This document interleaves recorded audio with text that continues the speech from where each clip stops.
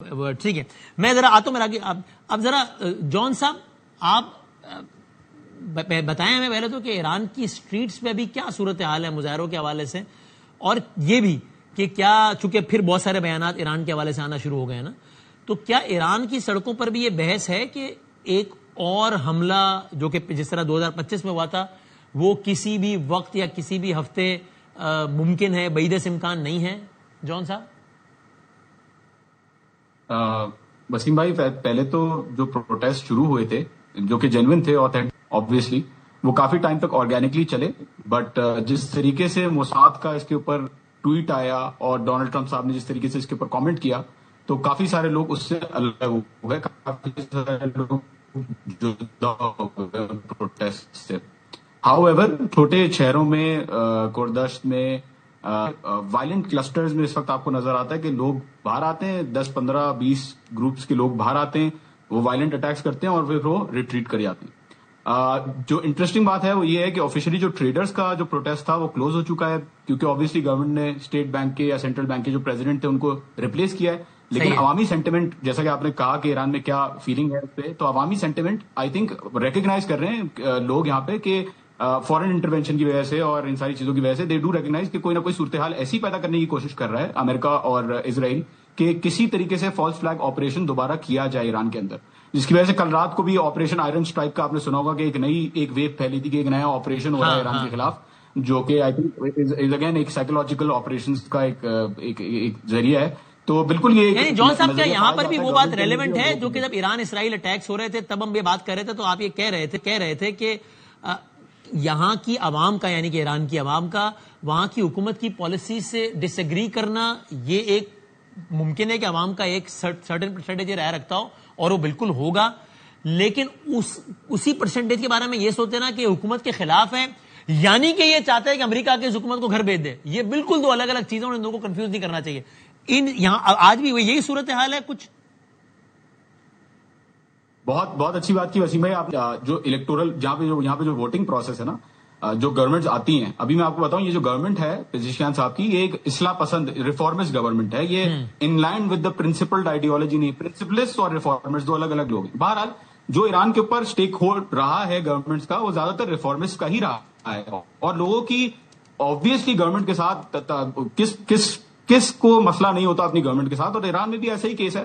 Obviously اس کو sensationalise کرنا، اس کو بڑا چڑھا کے اے آئی کے ساتھ مینیپولیٹ کر کے دکھانا، تو الٹا لوگ تنگ ہوتے ہیں یہاں پہ، کیونکہ مس کنسپشن یہ ہے، اسرائیل نے یہ مس کنسپشن پیدا کیا ہوا ہے امریکہ کے دماغ میں کہ لوگ یہاں پہ اوور ویلمنگلی ریجیم چینج چاہتے ہیں، سو کوٹ اینڈ کوٹ.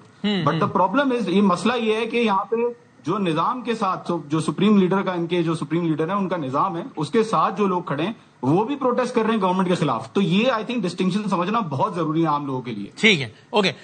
مصدق صاحب آپ کا تجزیہ کیا کہتا ہے کہ اب جو سارے معاملات ہو گئے ہیں، یہ ایران کی طرف پھر کوئی ایپیسوڈ ہو سکتا ہے امریکہ یا اسرائیل کی جانب سے ان دا ویکس اور منتھس ٹو کم؟ دیکھیں، چاہے آپ اسرائیل کے حوالے سے دیکھیں یا امریکہ کے حوالے سے دیکھیں، بہرحال وہ تو دشمن جانتے ہیں ایران کو، اور یعنی اگر دشمن جانتے ہیں یا نہیں جانتے، دوست تو نہیں جانتے، حلیف تو نہیں جانتے، یہ بات تو بالکل کلیئر ہے. تو اس میں پھر ہر چیز جو ہے وہ پلے میں آ جاتی ہے. جب آپ ریئلزم میں دیکھ کے زاویے سے دیکھتے ہیں تو یہ جو دشمنی ہے اس میں پالیٹکس بھی آتی ہے، اس میں پاور بھی آتی ہے، اور اس میں پیٹرولیم بھی آتا ہے، یعنی انرجی بھی آتی ہے. تو تینوں پیز آ جاتے ہیں، پاور، پیٹرولیم اینڈ پالیٹکس. اور اگر کسی ملک کے اندر کوئی خلفشار کی فضا پیدا ہو یا اگر کوئی انسٹیبلٹی آتی ہے، تو جو آپ کا حلیف نہیں ہے، آپ کا حریف ہے یا دشمن ہے، وہ تو ہر چیز کو، جو آپ کی فالٹ لائنز ہیں ان کو ایکسپلائٹ کرے گا. جب آپ اس ایکسپلائٹیشن کو نئے زاویے سے دیکھتے ہیں، یعنی جو ایک نئی حقیقت آپ کے سامنے آ رہی ہے، جسے میں کہتا ہوں پوسٹ ٹروتھ ریالٹی یا پوسٹ ٹروتھ پالیٹکس یا پوسٹ ٹروتھ ورلڈ، تو اس میں ایسا ہے کہ جو خاکہ کھینچ کے نکل جائے، یعنی شام کا جو ٹی وی کا پروگرام ہے وہ پوری دنیا بن چکی ہے. صحیح ہے. یعنی ہمارے زمانے میں ہم بڑا گلا کرتے تھے کہ دیکھیں 6 بجے سے ہمارے خلاف پروگرام شروع ہوتے ہیں، رات 11 بج جاتے ہیں، دیکھیے کتنی زیادتی ہے وغیرہ وغیرہ. اب تو وہ بازیچہ اطفال دکھائی دیتا ہے. صحیح. کیونکہ اگر آپ دیکھیں اور لٹرلی حقیقت شب و کو روز تو تماشا آپ ہو رہا ہے ہم سب کے آگے. جی ہاں، تو وہ سوشل میڈیا کے ذریعے اور لکھت پڑھت کے ذریعے، یعنی اس کا ایویڈنس بیس سے کبھی تو کوئی تعلق نکل آتا ہے، مگر ضروری نہیں کہ 100% اس میں مناسبت یا مطابقت ہو. صحیح ہے. صحیح تو ہے. اگر کسی جگہ پہ 10% کام ہو رہا ہے تو اس کو 90% بنا کے اگر آپ دنیا تک پہنچا سکیں اور دنیا کو منوا سکیں اور دنیا مان جائے تو بس وہ 10% ہی 90% ہے، یعنی 90% جو ہے وہ 10%. ہاں ہاں ہاں صحیح ہے. ٹھیک ہے. تو یہ جو نیا ایک فریم ورک آیا ہے، جو نئی حقیقت ہمارے سامنے یا نئی پالیٹکس یا نئی دنیا سامنے آئی ہے، اس میں جو کمزوری دکھائے گا، چاہے وہ اندرونی خلفشار کی شکل میں ہو، چاہے وہ طاقت کے پاور ڈفرینشل کی شکل میں ہو، چاہے وہ انرجی اور ایکسس ٹو ویلتھ کی شکل میں ہو، چاہے وہ منرلز اور میٹلز کی شکل میں ہو، اس کو یہ جان لینا چاہیے کہ اگر وہ اپنے آپ کو مضبوط نہیں کرے گا، اپنے آپ کو طاقت کا منبع نہیں منوائے گا، تو جو بھی اس کا حریف ہے وہ اس کو ایکسپلائٹ کرے گا. سیدھی بات. ٹھیک ہے اور منیر صاحب بالکل ٹھیک ہے. مسلسل میں نے آپ سے یورپ اور یوکرین دیکھ لیں، مینی ایگزامپلس. ٹھیک ہے بالکل ٹھیک ہے. اچھا اس میں منیر صاحب آپ سے آخری سوال یہی، آپ کو لگتا ہے کہ یعنی اگر میں یہ کہوں تو آپ اس سے ایگری کریں گے کہ قوی امکان اس بات کا ہے کہ ایران پر براہ راست حملہ اس انداز کا نہ ہو جیسا سال 2025 میں دیکھا ہے؟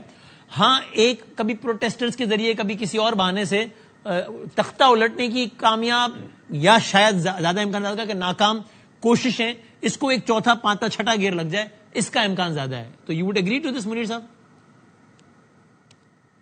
یہ دیکھیں خیال میں کہ اگر کوئی ایفرٹ ہوتا ہے رجیم چینج کے لیے وہ ناکام ہوگا اور بیوقوفی ہوگی اگر امریکہ یا اسرائیل نے کوشش کی کہ رجیم چینج ہو، کیونکہ رجیم چینج میں ایک کاؤنٹر پروڈکٹیو ریزلٹ بھی آ سکتا ہے. پر جو زیادہ امکان ہے وہ یہ ہے کہ اس گڑبڑ کا فائدہ اٹھا کر اسرائیل اور شاید امریکہ جو ایران کی جو میسائل کیپیبلٹیز ہیں اور جو ان کا بقایا جو نیوکلیر پروگرام رہ گیا اس کے اوپر واپس وہ کوشش نہ کریں کہ اس کو بالکل ہی ختم کرنے کی کوشش کریں.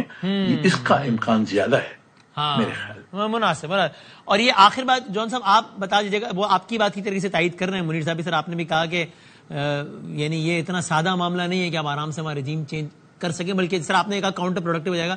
اور اسی طرح یہ جو آج خبر بھی چلی، پھر اس کی یہاں کے سفارت خانے نے تردید بھی کی کہ جناب ایک مخصوص ماحول میں ممکن ہے کہ جناب خامنہئی صاحب یہ سوچے کہ ماسکو چلے جائیں. وہ وہاں کا ماحول اور سارا نظام دیکھتے ہوئے حقیقت سے بہت دور لگتی ہے یہ رائے بھی.